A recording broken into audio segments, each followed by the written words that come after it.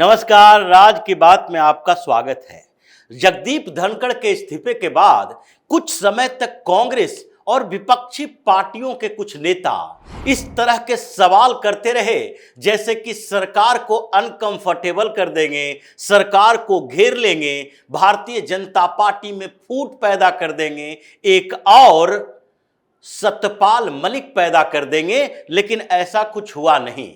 अब स्थितियां यह है कि अपोजिशन पार्टी और खासकर कांग्रेस राहुल गांधी के नेतृत्व में इस बात के लिए कंफ्यूज है कि क्या आगे उपराष्ट्रपति का चुनाव अपोजिशन पार्टी लड़ेगी या क्या कांग्रेस कोई अपना कैंडिडेट खड़ा करेगी, क्योंकि नोटिफिकेशन तो जारी हो गया। अब रिटर्निंग ऑफिसर बन गए, असिस्टेंट रिटर्निंग ऑफिसर बन गए।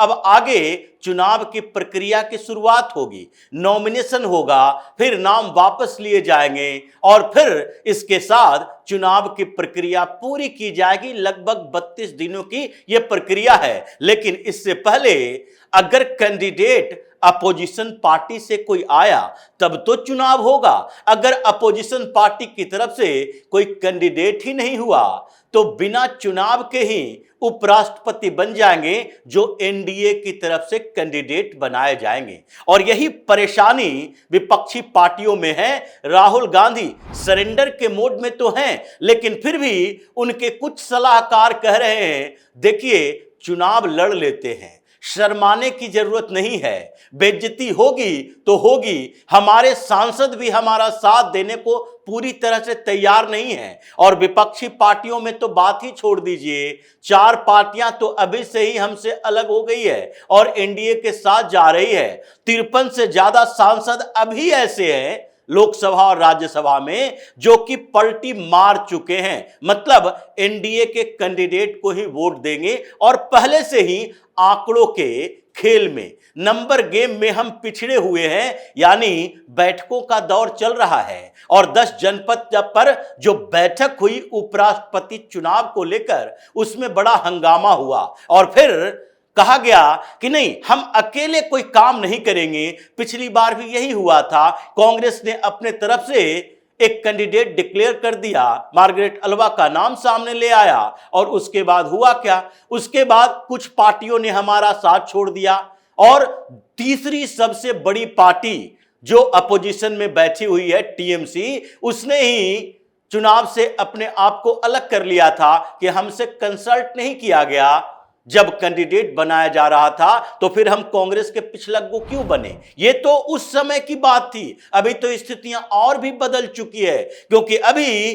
टीएमसी बार बार ये संकेत दे रही है, ममता बनर्जी कह रही है कि हम कांग्रेस के पीछे पीछे नहीं चलेंगे, क्योंकि कांग्रेस के खिलाफ हमें विधानसभा का चुनाव लड़ना है। और अगर हम कांग्रेस के पीछे पीछे चलते रहे तो ऐसी स्थिति में पश्चिम बंगाल में यह सीधा संकेत जाएगा कि कांग्रेस और टीएमसी से डील है, किसी पार्टी को भी वोट दोगे तो कोई फर्क नहीं पड़ेगा। इसलिए टीएमसी तो अपने आप को अलग कर रखी है और उस दूसरी तरफ इंडी अलायंस से केजरीवाल ने अपने आप को अलग कर लिया।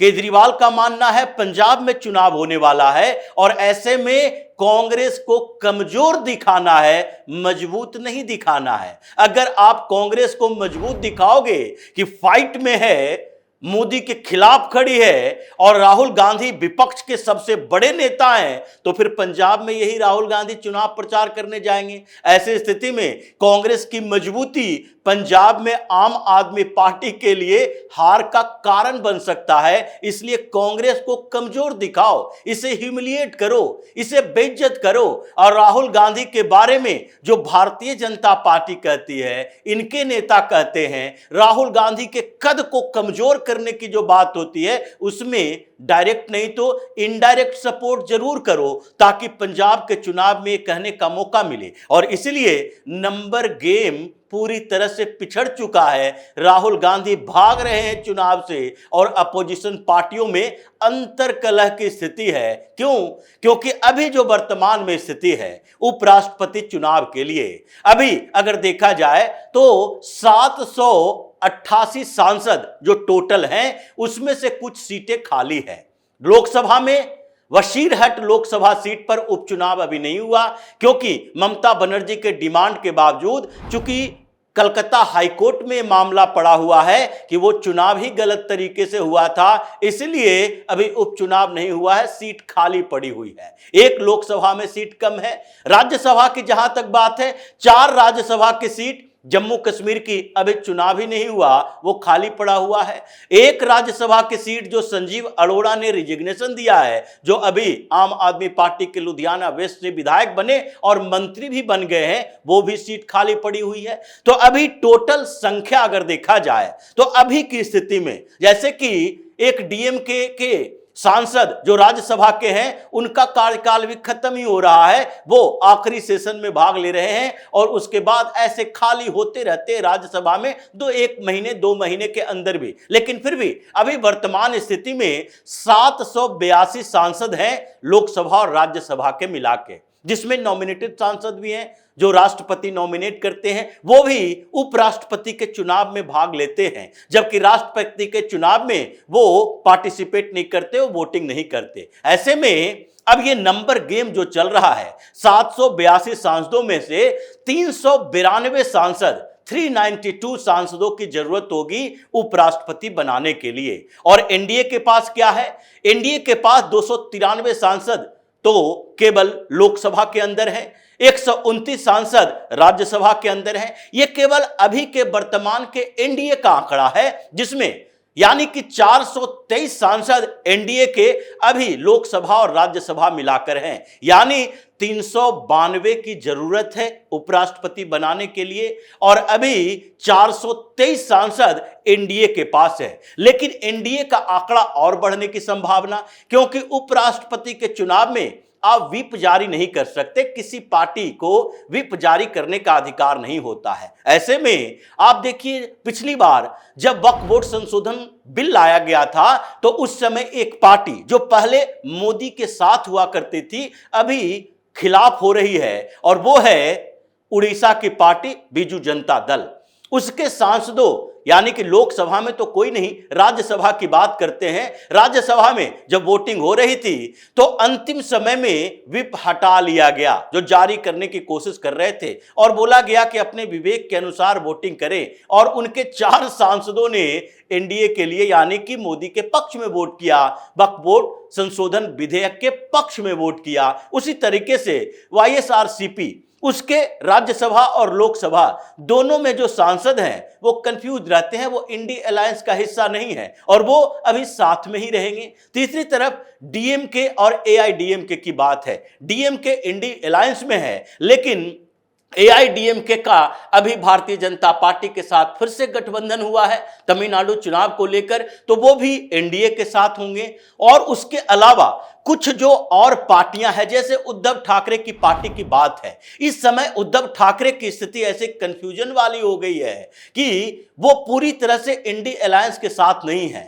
बैक टू बैक मीटिंग हुई उद्धव ठाकरे की फडणवीस के साथ, पहले विधान परिषद के भवन के अंदर हुई, उसके बाद आदित्य ठाकरे और देवेंद्र फडणवीस की होटल के अंदर मुलाकात हुई, और उसके बाद उद्धव ठाकरे ने कहा इंडी अलायंस के पार्टनर यानी कि कांग्रेस, ये समझ ले हम पिछली बार किसी तरीके से चुनाव में मान लिए थे, जितनी सीटें दी गई, आगे के चुनावों में ऐसा किया तो हम इस गठबंधन का हिस्सा नहीं रहेंगे। और वही नहीं, देवेंद्र फडणवीस के समर्थन में सामना में आर्टिकल लिखे जा रहे हैं, उनके व्यक्तित्व की चर्चा की जा रही है। क्यों? उनको जन्मदिन की बधाई देनी थी, गिफ्ट देना था। यानी उद्धव ठाकरे खुद भी ये सोचने लगे कि चुनाव के समय तो गठबंधन की बात होगी, अभी अगर पूरी तरह से हम भारतीय जनता पार्टी के खिलाफ जहर उगलते हैं और वक्फ बोर्ड संशोधन कानून के तरह से ही सब में विरोध करते हैं, तो ऐसी स्थिति में हमारी पार्टी फिर से टूट जाएगी। वो भी कंफ्यूज है।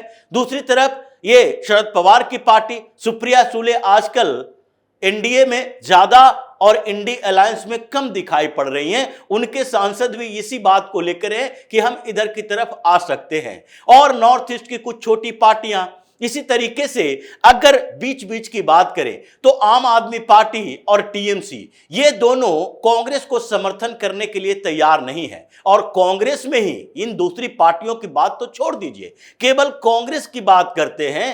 कांग्रेस को भी यह भरोसा नहीं है कि हमारे सांसद एकजुट होकर हमारे कैंडिडेट को वोट देंगे, क्योंकि कांग्रेस की स्थिति देखिए, अभी शशि थरूर पूरी तरह से उनके विरोध में खड़े हैं। और शशि थरूर अकेले नहीं हैं। पिछले दिनों उन्होंने एक पार्टी दी दिल्ली के अंदर, उसमें केरल कांग्रेस के 6 सांसदों ने हिस्सा लिया। उस इनके पार्टी के अंदर मैंगो पार्टी और फ्रूट्स पार्टी थी, और उस पार्टी में केरल के 6 ही सांसद जो कांग्रेस के थे वो भी आए। हालांकि दूसरी पार्टियों के सांसद भी आए थे, लेकिन केरल के कांग्रेस के सांसद आए। कांग्रेस का कोई बड़ा नेता दूसरे जगह से नहीं आया, लेकिन फिर भी उनका सपोर्ट है। दूसरी तरफ कुछ और कांग्रेस के नेता हैं जो राहुल गांधी के नेतृत्व से परेशान हैं, और इसलिए वो भी, जबकि व्हिप जारी नहीं होगा और सीक्रेट बैलेट होता है यानी गुप्त मतदान किया जाएगा,